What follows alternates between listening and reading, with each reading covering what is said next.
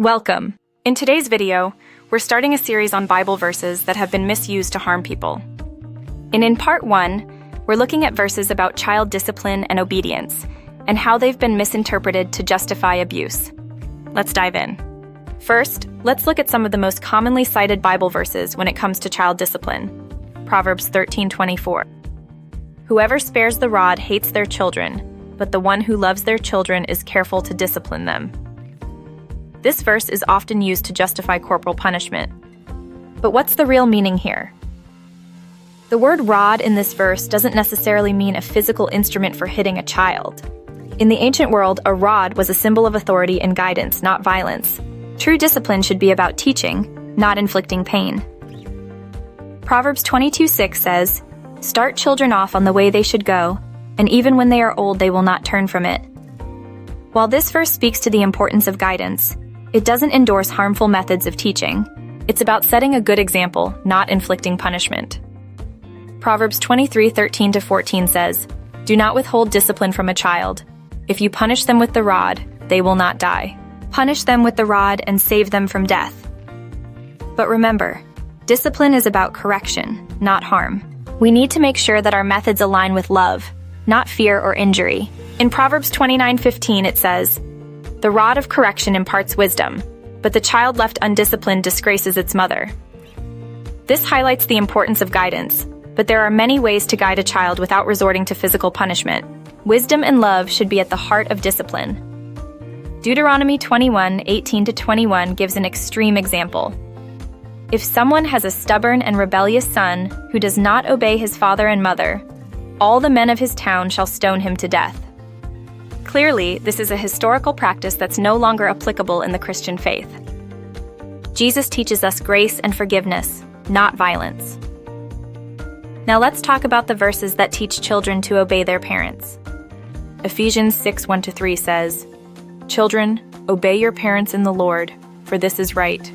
Honor your father and mother, so that it may go well with you, and that you may enjoy long life on the earth."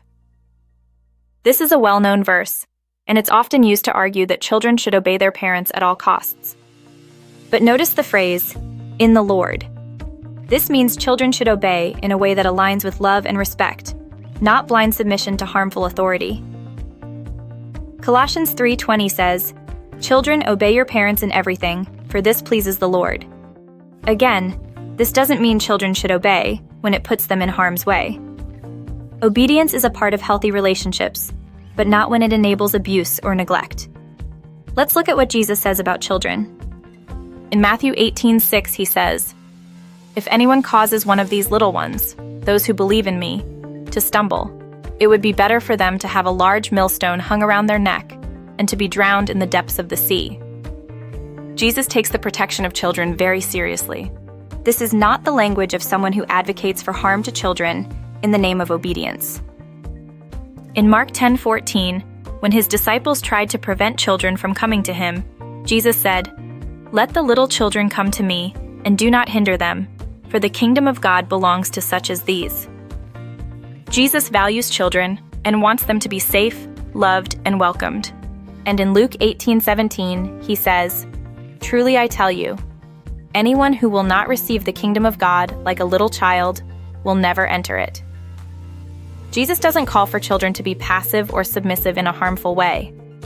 He calls us to protect and value them.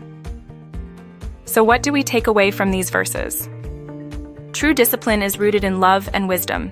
It's about guiding children with care, not control or violence. And Jesus himself shows us that children should be protected, cherished, and nurtured. If you're a parent, let Jesus' love and protection for children be your guide in how you discipline. And if you're a child, remember that God never wants you to endure harm in the name of obedience. Thanks for watching part 1. If you found this helpful, please like, share, and subscribe for more. Stay tuned for part 2, where we'll discuss how Bible verses have been misused to harm women. See you next time.